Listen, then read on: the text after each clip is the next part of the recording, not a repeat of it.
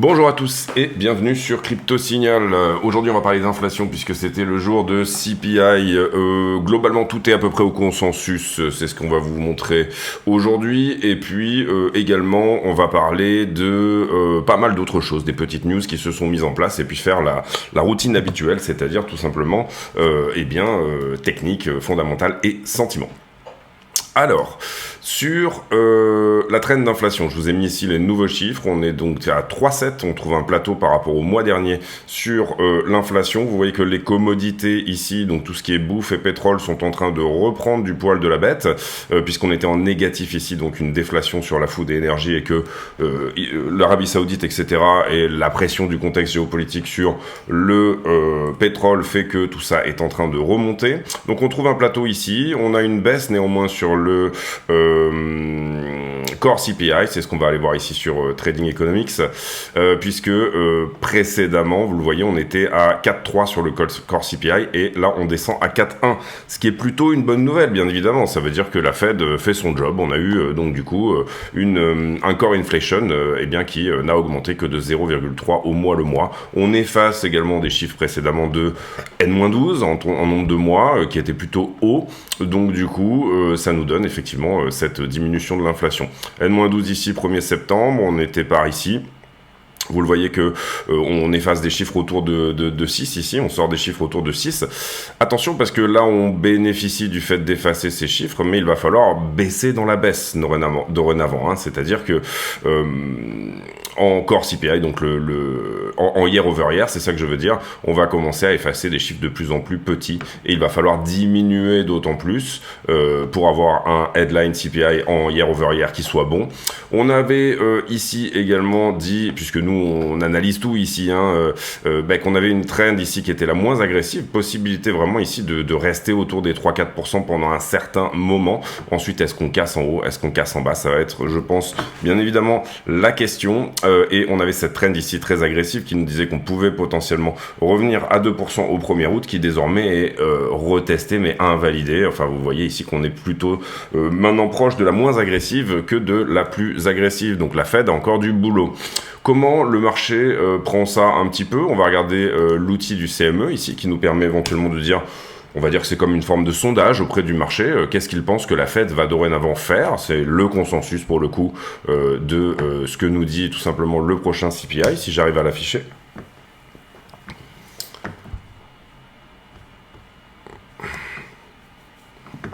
On va attendre un petit peu, c'est pas grave, on va passer là-dessus.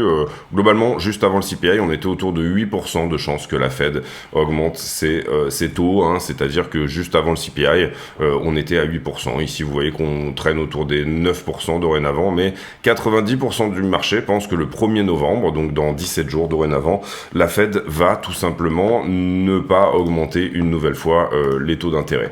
On passe ici sur le prix du Bitcoin, bien évidemment. Bitcoin a plutôt bien réagi sur ce mouvement-là, à cette baisse, on va dire. Alors on avait push en bas juste avant, donc il faut quand même rester ici. On est plutôt sur... En gros, c'est une non-news d'une certaine manière, donc on peut continuer à recommencer à trader la liquidité. Alors en daily, qu'est-ce qu'il se passe ? Une structure daily qui est toujours haussière, une 4 heures baissière dorénavant, vous le voyez ici sur le 4 heures. Donc voilà, pour le moment, est-ce qu'on trade avec la weekly dans le dos, c'est-à-dire une structure baissière en weekly? Est-ce que, et c'est une question que j'ai posée hier, et là on va parler un petit peu plus de long terme, on va dire, voilà, comme hier on a pas mal évoqué le long terme, on va parler de ça aujourd'hui. Une des questions principales qu'on peut se poser, alors je sais pas, oui c'est ça. On a eu 3 pulses, en gros, on a eu 3 impulsions sur ce bear market rally, pour le moment on va l'appeler comme ça. On a eu 3 impulsions. Ces 3 impulsions-là, elles se sont mises dans plusieurs conditions. La première condition ici, vous le voyez, c'était que là on avait cassé une trend après sa première impulsion qui, elle, vous le voyez, était quand même quelque chose qui était plutôt dans... un double bottom, on va dire ça comme ça, mais une structure qui n'était pas nécessairement haussière, je veux dire en termes de... On n'est pas descendu en dessous de la structure avant de push, ok? C'est ça que je veux dire, voilà. Ici. Je vais vous effacer ça. Est-ce que là, on est passé sous la structure avant de donner le push? Non. D'accord, c'est quelque chose qui est relativement évident. C'est un double bottom, il est optimisé. Donc du coup, non. Ici, est-ce qu'on est passé sous la structure avant d'avoir un push? La réponse est oui. En tout cas, sur ce qui concerne la structure daily, la réponse est oui. On a dû passer sous la structure pour avoir ce fameux push. Également, vous le voyez ici, ce push, il prend sa raison d'être au travers d'un retest de la trend précédente et ça nous crée par là même une autre trend qui elle-même nous donne le push suivant. Est-ce que sur ce push là, donc je parle de ici, celui-ci, on est passé sous la structure? La réponse est oui, d'accord. Donc ça vous donne deux solutions ici et c'est relativement simple de le comprendre. Soit on a besoin de passer sous la structure,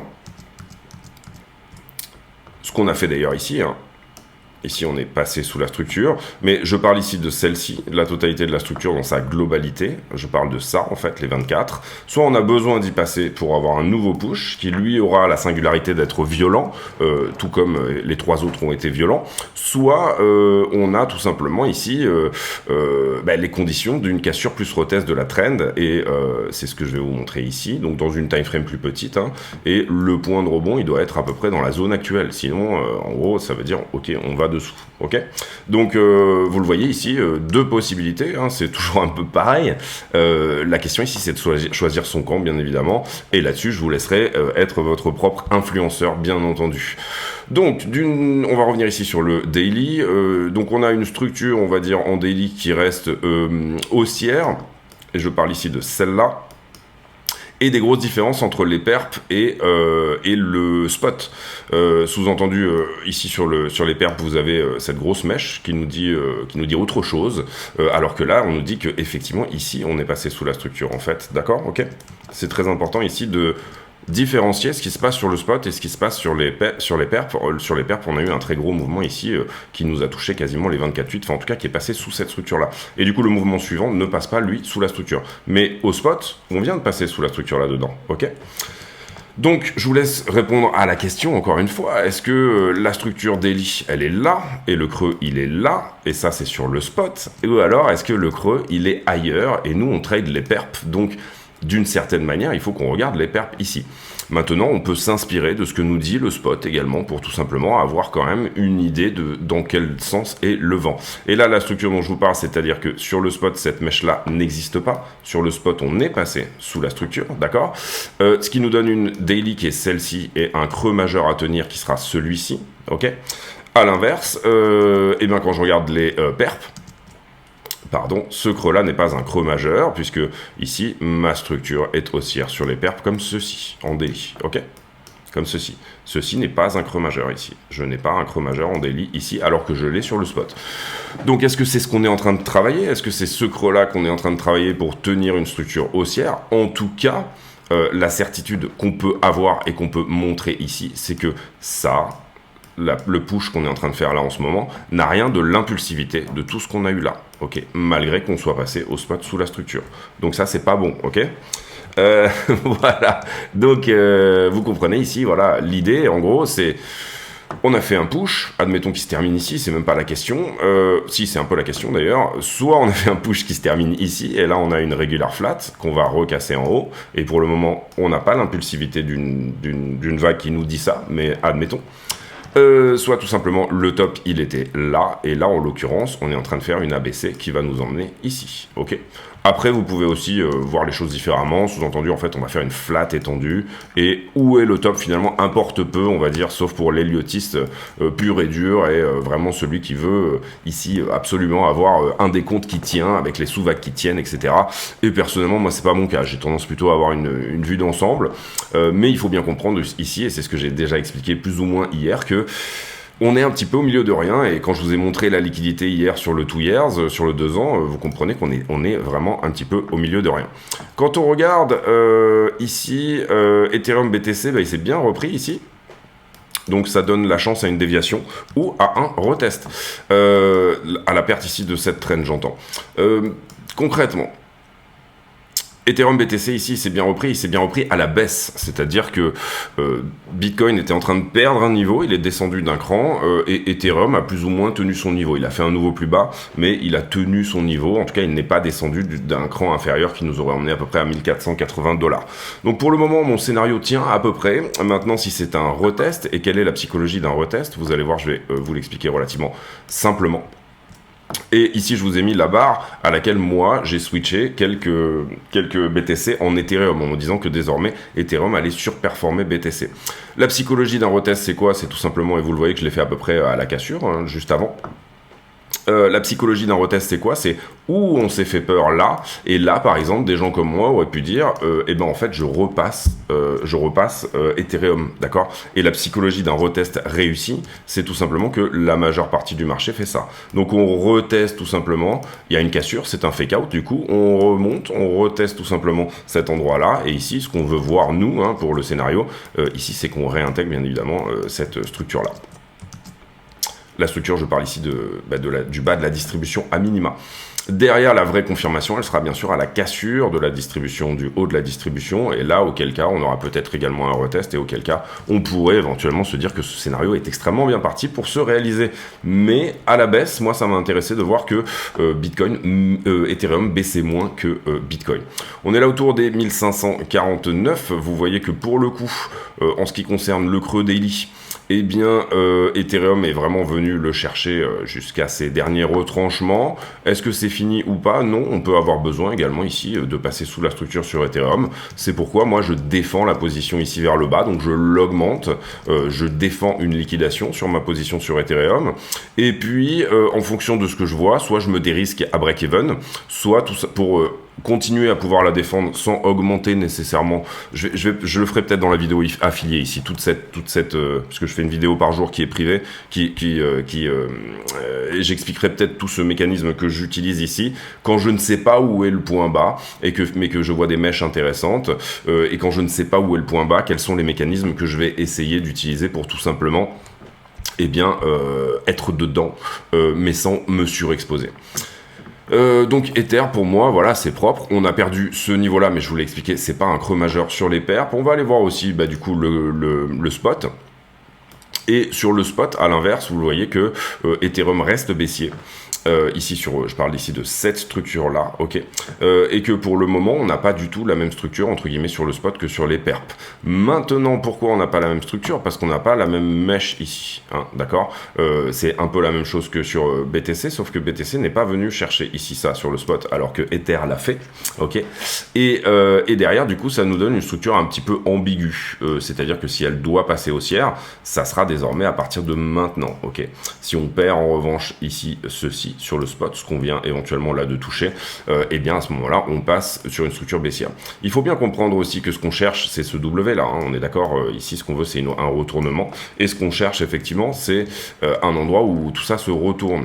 Une des grandes questions ici également sur le spot sur Ethereum, c'est est-ce qu'on n'a pas besoin de revenir tout en bas du biseau ici, c'est-à-dire 1480, et vous le voyez, c'était l'entrée entre guillemets la plus pro qu'on avait éventuellement dite. Est-ce qu'une structure comme celle-ci, un biseau descendant, peut casser en bas? Évidemment, je veux dire, il faut pas ici non plus... Qu'est-ce qu'on a comme structure? Ça c'est baissier, ça casse en bas, ok. Ça c'est haussier, pardon, ça casse en bas. Ça c'est haussier, ça casse en bas. On est en ce moment quand même dans une dynamique où il arrive qu'il y ait des structures qui semblent haussières pour revenir être repush au top et qui ne viennent pas pusher au top, ok. Par contre, dans le contexte qui est celui-ci, on a bien évidemment là-dedans et dans ces structures une somme incommensurable, on va dire, de stop shorter qui s'accumulent et c'est ça qui nous dit que ce genre de structure-là a une gueule qui reste plutôt haussière, tout simplement parce qu'on est peut-être en bas de quelque chose, hein, ok. C'est l'idée du chartisme, hein, d'ailleurs, en grande partie, c'est d'essayer de ne pas avoir ici... de pas être trop aveuglé par une structure baissière, mais de peut-être plutôt se dire tiens, à quel moment elle peut s'arrêter. J'ai enlevé là ici, vous le voyez, de la liquidité qui a été prise au travers de tout ce qu'on a fait ici. Également, je pense qu'on peut, bien évidemment, je pense qu'on l'avait joué là, voilà, on peut ici enlever ce qui est là. On va regarder ce qui se passe ici dans la zone quand on ira faire la liquidité. Et pour le moment, voilà pour tout ce qui est, on va dire, analyse technique plus analyse de l'inflation qui pour moi est du fondamental, bien évidemment. Ici, on passe sur le Twitter de Crypto Signal. Eh bien, bon, j'ai évidemment ici retweeté le CPI. On parle ici de censurer éventuellement Twitter, apparemment, en France, en Europe même, le commissionnaire européen. Bon, voilà, moi, personnellement, je pense que c'est à nous de faire le tri entre ce qu'on pense être de la bonne info ou de la mauvaise. Mais bon, voilà, ici, vous voyez, on n'est peut-être pas en train de penser pareil. Demain sera la deadline de la SEC pour faire appel sur le procès Grayscale. C'est assez curieux qu'il n'ait rien dit. Normalement, il y aurait dû peut-être y avoir un communiqué en disant, bon, on va dropper cet appel, ou alors on ne fait rien. Peut-être qu'ils ont le seum, hein, et que donc, du coup, ils sont en train de rien faire, et qu'ils vont rien faire jusqu'à la deadline demain, et puis après, peut-être que les journalistes viendront leur demander pourquoi ils n'ont pas fait appel. En tout cas, il est possible que demain, il y ait un appel de la SEC, d'accord, sur la deadline. C'est une possibilité, ça représenterait un drop sur le prix probablement. Pourquoi ? Parce que l'appel de la SEC contre Grayscale voudrait dire que effectivement, on va délayer à minima les ETF spot jusqu'à janvier 2024, première deadline, en ce qui concerne l'ETF de ARK21. Donc, ne pas faire appel voudrait dire du jour au lendemain, désormais, on peut avoir une approbation de tous les ETF spot en même temps. Ok. D'ailleurs, ARK21 a répondu à la SEC. La SEC elle leur avait posé des questions et aujourd'hui, ils ont fait une mise à jour un petit peu de leur application. En tout cas, ils ont répondu aux questions de la SEC, ce qui irait plutôt dans le sens de pas d'appel. S'il n'y a pas d'appel, pour moi, ça ne veut pas nécessairement dire qu'à la deadline, si, je pense même qu'à la deadline, on peut éventuellement avoir un pump sur BTC, si jamais il n'y a pas d'appel. J'ai pas l'heure ici, je vais essayer de la chercher, je la mettrai dans la vidéo affiliée ou je la mettrai sur le Discord. D'ailleurs, n'hésitez pas à venir nous rejoindre sur le Discord. J'ai pas l'heure finale.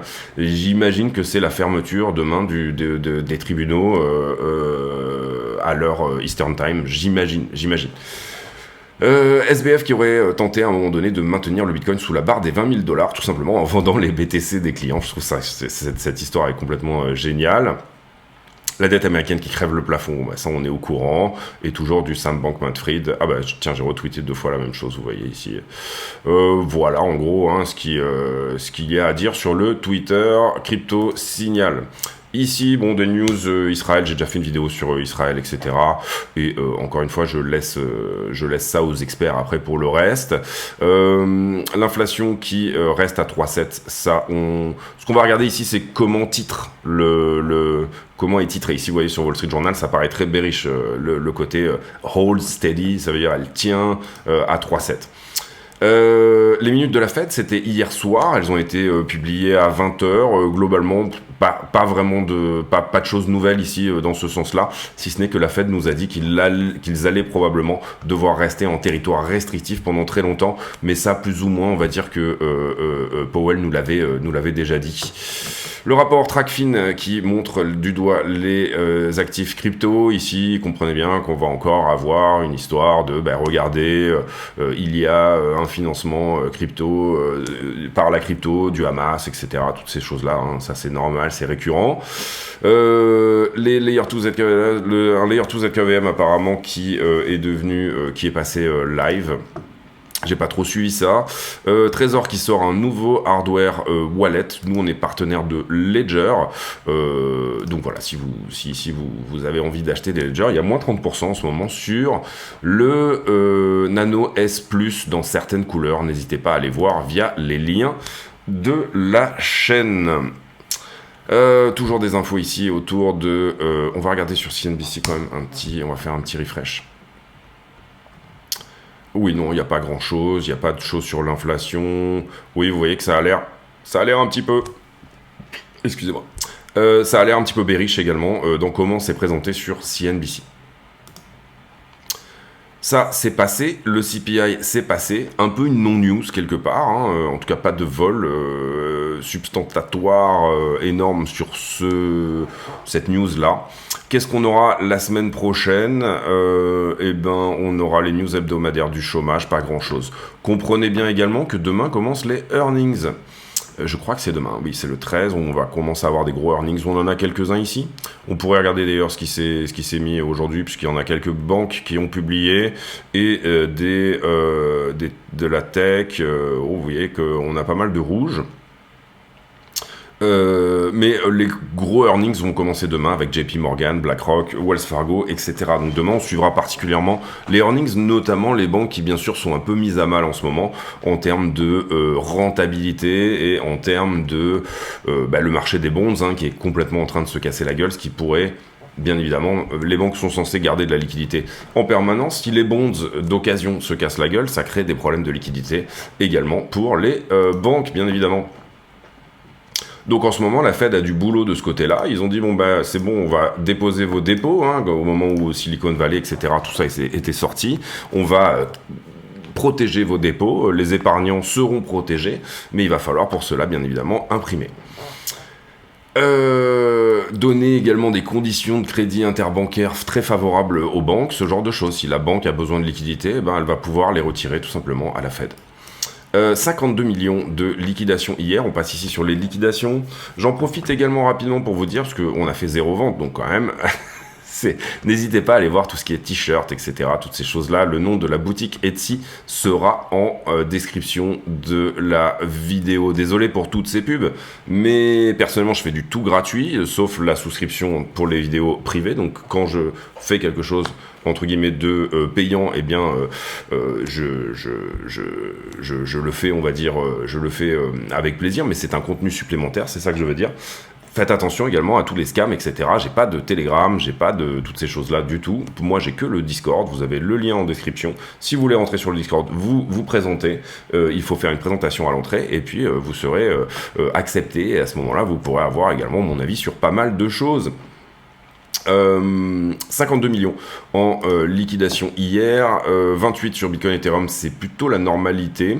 On voit peut-être des nouveaux entrants ici, je dirais BNT et WSM qui n'étaient pas vraiment dans les listes dernièrement, et on a liquidé principalement du long puisque l'action de prix a été plutôt haussière. Carnet d'ordre, on est bien vide ici sur la zone, on va zoomer un peu plus quand même. Hop. Alors, on avait ici des gros ordres qui étaient à autour des 27 qui se sont annulés sur ce push, en tout cas sur ce drop plutôt même. On a quelques ordres ici autour des 26,5 désormais. Vous voyez que la zone est plutôt vide et on n'a pas énormément d'ordres qui se sont faxés ici sur la montée depuis le bottom qu'on a trouvé là. Beaucoup de BTC qui ont changé de main ici par contre sur le drop qu'on en avait déjà parlé hier. Et une belle zone de vente ici entre 27,5 et 28. Les marchés en levier. Eh bien, on avait montré une 2 pixels. Je fais un petit refresh. On avait montré une 2 pixels qui a été prise. Donc là, on avait effectivement, on a toujours une 2 pixels, je veux dire, à 27,5. Comment on s'est construit depuis qu'on a fait la vidéo? On avait fait la vidéo par ici. Ici, je vois pas mal de longues sur tout ce moment-là, malgré le drop qui est celui-ci. Vous voyez que le funding continue d'augmenter. Et on a une augmentation du nombre de... On va aller plus vite. On a une augmentation du nombre de contrats en circulation ici, donc je pense qu'on peut ajouter un 2 pixels ici en bas, désormais à 26 558. Derrière, le prix se reprend, donc là ça va plutôt dans le même sens. Et ici, j'ai pas mal de shorts à partir du top, malgré une structure qui latéralise. Donc on va décaler ça ici, tout simplement. Et on va le mettre en bleu. Voilà. Et ensuite, donc tout ça c'est du short. On a aussi du long qui se ferme hein, ici. On le voit très bien sur le nombre de contrats. Et là, on repousse sur du contrat et on repousse sur du contrat. Plutôt du long, en tout cas au moins jusqu'à ici, on va dire, oui, et derrière, là, les très légers points. Donc ce qu'on va rajouter, c'est un point de long également à prendre en bas. Donc là, on accumule de la liquidité en haut, certes, mais on ne veut pas aller nécessairement la chercher parce que tout le monde veut peut-être longuer le bottom. Hein. C'est peut-être le mouvement en ce moment. Donc attention à ça, ça veut peut-être dire encore un nouveau plus bas. Sur Ethereum, on a pris le bas également. Enfin, le point ici qui était celui-ci. On avait fait la vidéo par là. On avait fait la vidéo par là, la dynamique est globalement à peu près la même que BTC, c'est-à-dire que on a pas mal de longues ici sur cette zone-là. On avait déjà mis du short ici, je pense qu'on peut estimer que désormais le niveau est en pointillé puisqu'on a eu la confirmation derrière. Ici, je suis un petit peu shorté là-dessus, donc on va le rajouter aussi également. Quelque part par là. Ici, ça va dans le même sens. Ici aussi. Ici, je suis pas mal shorté sur cette latéralisation, même si c'est pas énorme. On va garder le haut ici en 1 pixel. Et on est relong à partir de là, mais vous voyez que c'est tout de suite nettoyé. Il y a un gros short qui s'ouvre ici également. On le voit puisque le funding fait un joli plongeon ici. Ou alors c'est un long qui ferme sa position. Difficile à dire ici, on va pas vraiment de creux. Et derrière, on est plutôt longué et surtout, je dirais, à partir de là. D'accord, là on voit qu'il y a une divergence entre ce que nous dit le prix et ce que nous dit, surtout vous voyez à partir d'ici. Voilà pour les niveaux sur Ether, pas même chose, hein, on accumule de la liquidité en haut, mais malheureusement il y a du long sur le bottom, il y en a, et voilà. Est-ce qu'on n'a pas quelque chose ici aussi ? Parce que là, il y a une grosse augmentation, vous le voyez ici, du nombre de contrats. Alors qu'on devrait ici fermer du contrat, vous le comprenez, on devrait plonger en funding, puisqu'on a une petite fermeture. En fait, on a énormément de contrats qui augmentent. La question, c'est dans quel sens ? Je dirais que c'est quand même plutôt du long, donc on va mettre aussi un niveau là. Comme ceci, voilà. On sauve ça, on va sur les bulles de liquidité sur Bitcoin. Les bulles de liquidité qui nous disent quoi ? Ils nous disent que oui, il y a du long sur le bottom, mais il a peut-être été pris par là. Donc là, l'analyse est un peu différente sur iBlock que celle qu'on a pu faire sur les niveaux. Et ça nous dit qu'il y a un très très gros short à venir chercher ici à 27. Ça nous dit également qu'on a un petit peu de liquidité ici sur la zone du rebond et en dessous, donc il y a un tout petit peu de long effectivement en dessous, et ça nous dit qu'on a une belle poche de liquidité, un gros delta en faveur d'ailleurs sur les 5 derniers jours des shorters, donc plutôt une action de prix vers le haut, potentiellement jusqu'à 27,8 si jamais on prenait tout.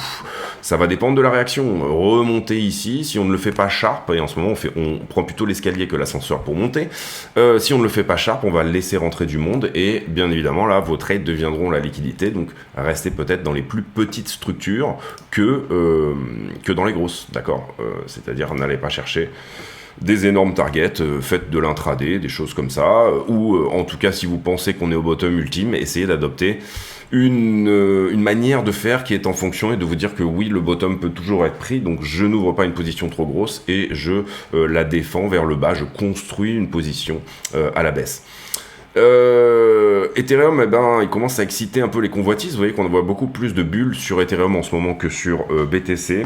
Des gros shorts ici, hein, et ça on en a beaucoup parlé, 1605. Personnellement, ça m'arrangerait bien. 1605 sur Ether, ça m'arrangerait bien, parce que ça serait pile l'endroit où, pour moi, je défalquerais une bonne partie de ma position, histoire qu'elle soit gratuite ensuite. Et puis derrière, vous voyez que ça s'excite, mais dans les deux sens. On va zoomer un peu ici sur la structure un peu plus. Alors très gros delta en faveur des shorters. Ici grosse position ouverte, elle a désormais été sortie. On avait également sorti celle-ci, vous le voyez, on considère que tout est en x100. Hein. Ici d'une manière générale, je regarde surtout le x100. Je garde le x50 pour la liquidité potentielle et vous voyez que j'ai enlevé le x25 de ma chart. 1556 ici pour aller chercher cette grosse position également. Attention parce qu'effectivement le bas est longué avec une grosse position à 1530. Donc possibilité ici de continuer la baisse suite à une correction haussière sur Ether, avec un petit push au 1530. Maintenant, vous le voyez, beaucoup de liquidité dans la zone des 1006, on en a déjà parlé ici. Beaucoup de liquidité dans la zone des 1006. Donc soit on laisse ce mec gagner là, et puis on push, parce qu'il y a beaucoup de liquidité en haut, et ces positions en short ici insistantes peuvent nous y aider, soit tout simplement on ne fait pas ce mouvement, auquel cas où lui prend profit, et du coup il sort un petit peu de l'idée. En tout cas on voit que ça s'excite un peu plus en open interest, j'ai l'impression, sur Ether que sur BTC. On pourrait regarder ici la valeur, mais 6,15. Ether, on est déjà remonté à 3. Vous voyez qu'Ether, on reprend un peu d'intérêt, alors que là, on avait que dalle en termes d'intérêt. Enfin, par rapport aux bornes précédentes, on reprend un peu de l'intérêt sur Ether. D'une manière générale, quand on regarde, c'est pas mal des fois de regarder la structure dans son ensemble. Qu'est-ce que j'ai ? J'ai une structure qui descend. J'ai un open interest qui monte, donc c'est là qu'on comprend qu'on reprend de l'intérêt effectivement. Et j'ai un funding qui est positif sur la totale, malgré une baisse de la structure, donc attention, ça veut dire qu'effectivement on a du monde qui essaye de longuer ce mouvement baissier sur Ether. Ça c'est la première chose. La deuxième chose également, c'est que on a quand même du short là-dedans, bien évidemment. Donc, méfiance, et en même temps, voilà, on s'adapte. Voilà pour la liquidité. On va retourner sur le prix et faire la conclusion de cette vidéo avec potentiellement un scénario court terme qui pourrait nous parler. Alors, je pense que ce retest ici est quand même un endroit assez primordial où on peut avoir des infos. Je me suis mis sur le mauvais contrat, désolé. Où on peut avoir des infos. Voilà. Pour moi, il y a beaucoup de choses ici qui théoriquement font support. Je parle de ça, je parle de ça, et je parle de ça, voilà, enfin globalement, et je parle de ce niveau-là. On a ici un joli endroit où le prix pourrait supporter, on avait parlé des 26,8 précédemment, à minima pour un retracement ici. Une des grandes questions ici qu'on peut se poser, c'est est-ce qu'on va attaquer 26,1 ? Niveau suivant, vous comprenez que si on perd celui-là, on va à celui-là. C'est tous les niveaux que je vous montre en daily et qui normalement devraient proposer une réaction, ok ? Et au niveau suivant, vous le comprenez, ici c'est bien évidemment 25,2. Donc ça c'est la question, est-ce qu'on perd ce niveau pour aller à celui-là ? Possible. On a déjà perdu celui-ci pour aller à celui-là, on a déjà perdu celui-ci pour aller à celui-là, ok ? Vous avez ici tous les niveaux sous les yeux, et on n'a jamais réussi à percer celui-ci. En gros, ici on a fait que des mèches, d'accord ? On n'est pas réellement passé au-dessus de ça. Qu'est-ce qui a repoussé ici ? C'est ce pic ici, on parle souvent de pic et de vallée. Qu'est-ce qui pourrait tenir ? C'est cette vallée, tout simplement. Donc, si on vient enfoncer ce creux-là et qu'on perd cette vallée, et que ce niveau-là ne propose rien, même si on fait la mèche en dessous, attention, parce que pour le coup, on a des bonnes chances de perdre la structure dans sa globalité. En tout cas, on remet en cause, et là je vous ai montré la structure en 4 heures, ça c'est la 4 heures, et au spot, elle est même la structure en daily, puisque on a une structure qui est un peu différente. Donc ça, voilà, c'est un peu l'idée. Concrètement, également, à l'inverse, si jamais on revient prendre ça, ici, et faire un nouveau plus haut, c'est relativement boule pour une continuation de tout ça, puisque là, vous comprenez que dans chaque W, comme ceci, d'accord, qui lui a potentiellement cassé, mais il s'est fait rejeter par sa ligne de coup pour le moment, d'accord ? Donc c'est un W potentiel, celui-ci. On a aussi un W là-dedans, et ce qu'on veut maintenant, c'est faire un W également là-dedans. Si jamais on n'a pas ça, eh bien, vous avez sous les yeux un M dans un M, ok ? Là, ce M-là, qui n'est pas optimisé, enfin qui est larvé, et ici, un M dans un M. Et la réponse, elle se trouve à peu près par là. Donc voilà, c'est un très bon endroit pour tenter du long si vous voulez vraiment attraper le bas, enfin le bas de quelque chose, et c'est en même temps un endroit extrêmement dangereux parce que si jamais il ne tient pas, il présente des prédispositions tout simplement à aller plus bas. Vu l'action de prix, on va dire que comment dire ? On a push ici assez fort quand même, on peut à minima se dire que ça va peut-être retracer un petit peu en haut et que ce niveau-là va nous proposer au moins une ou deux fois quelque chose, un peu comme celui-ci nous avait également proposé une ou deux fois quelque chose, d'accord ? Même si on le perdait, peut-être avoir au moins un semblant de réaction là-dedans, s'il n'y a pas de news type, justement, la SEC fait appel sur Grayscale, typiquement, et que c'est validé. Ça, c'est, si on fait cette news-là, comprenez qu'on va push directement, probablement un ou deux niveaux en dessous, et à l'inverse, si jamais on n'a pas cette nouvelle-là, peut-être que le prix peut désormais se reprendre. Encore une fois, vous devez être votre propre influenceur. Moi, j'irai plutôt dans la SEC ne va pas faire appel et on va avoir ça, mais j'ai aucune idée de ce que va faire la SEC. C'est juste que je suis étonné qu'à la veille, il n'y ait pas eu encore de communiqué ou quoi que ce soit, de dire on va le faire ou on va pas le faire. Ça, c'est la grande question un petit peu du moment. Et pour l'instant, on n'a pas de réponse. Généralement, la SEC essaye quand même de donner une réponse un peu random dans le temps. C'est-à-dire qu'elle ne donne pas la réponse pile au moment où tout le monde se dit qu'il va y avoir une réponse. D'accord ? Ça, c'est généralement, elle fait comme ça pour éviter les manipulations, tout simplement. Aussi, elle sort un truc du chapeau au moment où personne ne s'y attend. Typiquement pour tout simplement... D'ailleurs, on peut même se dire que il y a de très fortes chances, excusez-moi c'est un peu long, mais 33 minutes ça va, il y a de fortes chances tout simplement pour que, par exemple, la décision sur les ETF spot soit sera donnée en amont de la décision, ou elle peut, si jamais la SEC ne fait pas appel demain, encore une fois, elle peut sortir n'importe quand. C'est une news qui peut sortir n'importe quand, pour que les positions ne se préparent pas en fonction, et qu'il n'y ait pas de délit d'initié où la SEC va dire, bon bah à tel jour on donnera notre réponse, et d'une certaine manière, certaines personnes pourraient avoir des tuyaux ici, et c'est ce qu'on veut essayer d'éviter en essayant de prendre plutôt le marché par surprise, et après le marché fait son job.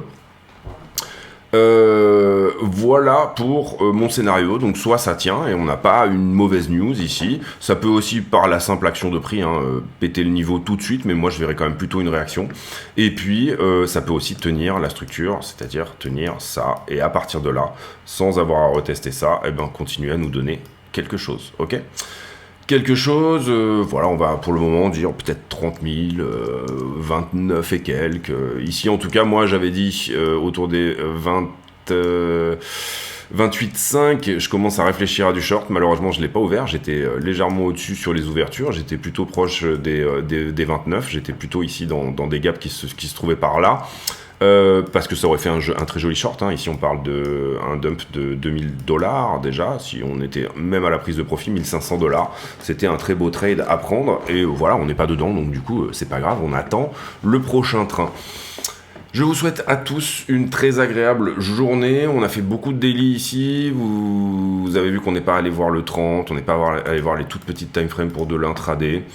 Globalement, voilà, en tout cas pour regarder le 30 minutes, on n'a pas encore de structure, mais si on repasse ici 26,9, c'est possible. Sur le 5 minutes, en revanche, on a cette jolie structure de retournement ici. Vous le voyez, le W qui est là. Et puis, pour le moment, voilà, on retrace gentiment. Voilà, peut-être une petite structure de retournement. En tout cas, ici, on est en train de tergiverser un petit peu dans la zone.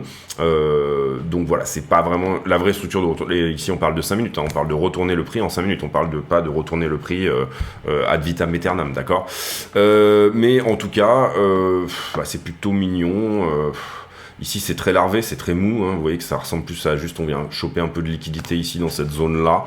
Et ici, à la descente, ça me semble larvé aussi. Bon, là, on voit que c'est vraiment un mouvement pour sortir un peu de liquidité pré-CPI. Je pense que là, on était... c'était hier soir.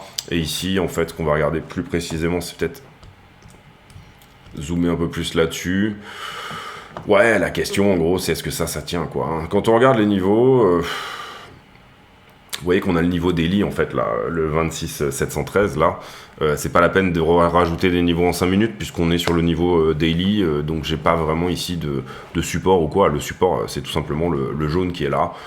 Et après, il faudra qu'il casse, malheureusement, plutôt en 4 heures. C'est un jaune ici, qui casse en 4 heures et qui soit hard closé pour qu'on puisse estimer qu'il est vraiment perdu.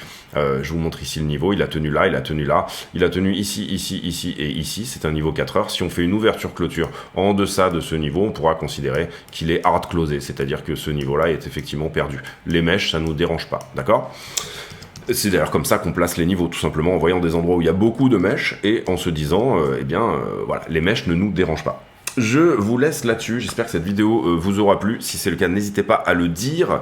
On se retrouve tout de suite pour la vidéo affiliée en ce qui concerne ceux qui ont l'affiliation. Pour vous renseigner sur l'affiliation, cliquez sur le bouton rejoindre sous la vidéo, ou alors allez vous renseigner dans la partie vidéo privée qui est mise en avant sur le Discord. Le Discord, encore une fois, le lien en description de la vidéo, et potentiellement tout ce qui est merch, etc. si ça vous intéresse. Je vous laisse là-dessus. J'ai pour habitude en fin de vidéo de poser une question à la con. Question à la con qui sera, allez, est-ce que vous êtes plutôt sweat qu'on enfile, tiens, ou alors sweat à zipette. Personnellement, moi j'aime beaucoup dans la période un petit peu en ce moment où on ne sait pas trop s'il fait chaud, il fait froid, etc. Surtout le soir, parce qu'ici nous il fait chaud tout le temps. Mais surtout le soir, j'aime bien avoir ma petite zipette histoire de pas enfiler, remettre mon pull, etc. tout le temps. Donc je suis plutôt hoodie avec une petite zipette devant. Je vous laisse là-dessus, on se retrouve demain, c'était vraiment une belle question à la con. On se retrouve demain pour une nouvelle vidéo, d'ici là, portez-vous bien, et merci de votre fidélité, ciao.